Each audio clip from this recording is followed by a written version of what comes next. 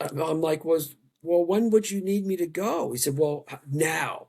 I'm in New York City and I just finished Law and Order, so I was available. I was supposed to come back to do more, but that didn't work out because of Chris Maloney didn't like me. So that's another story. But I was so I'm like now, like when now? Like now? Can you go now to Japan? And I said, well, I do have a lot of miles on American Airlines. If they go there, I said, wait a minute, I'm not trained. I'm not a trained activist. I walk dogs is what I do. And he said, well, you don't have to be trained. I'm like, you don't need any special training for this? I mean, I just wasn't sure of this whole thing, right?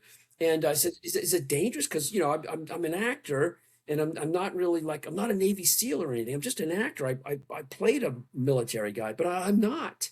I'm a real coward when it comes to anything. He goes, no, no, no, nothing's going to happen to you. The guy, he wears this shirt, the Sea Shepherd shirt. You're just an actor. They're not going to bother you with the camera. They're not going to hurt you. I said, okay, well, I'll tell you what. If I could get a ticket on American Airlines, and if they fly from New York to Tokyo, or maybe it was Osaka, I can't remember, I'll do it.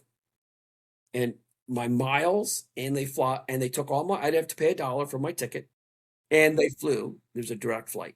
I went to Japan, changed my life. And it was very dangerous. They tried to kill me. They hit me on the head with a 2x4, cracked my skull open, went to jail in Japan.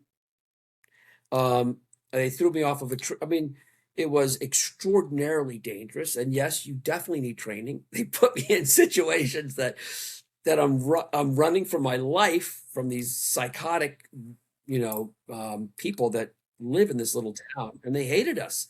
And there's nowhere to hide. If you're white, there's no white people in this little tiny town. There's nowhere to hide. They find you no matter where you go. Where you sleep, they know. So it was quite an experience, but that changed my life. And once I was involved in saving the dolphins in Taiji, Japan, and seeing what I saw with my own eyes, which I won't describe, it's not good. But I felt really good about the stuff we were doing that thwarted their plans to kill the dolphins each day. Each day we had to do something new in order to stop them from getting the dolphins into the cove.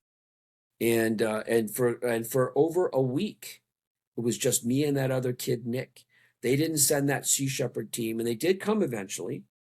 And they were two guys. One guy's like the head of Sea Shepherd now. Two guys, a German guy and a Norwegian guy, and they were very good. But it took at least a week or 10 days for those guys to get there. So it was me and this guy, Nick, on our own, fighting these guys every day. So that was a life-changing event that I did not choose, obviously. And I was lied to and told, oh, you're going to be safe. They're not going to do anything to you. And I remember there were the Japanese. I'll tell you a funny story. The Japanese whalers. We got into a tussle, a fight, and they were yelling at me, and they didn't speak much English. And then one Japanese guy says, "You famous actor, you famous actor." And I said, yes, I'm a famous actor. This is gonna get on the news. And another Japanese whaler says, no, he's not so popular anymore.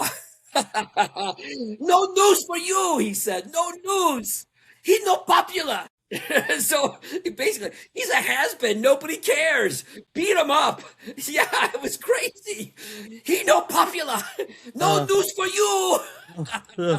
That's an excellent story.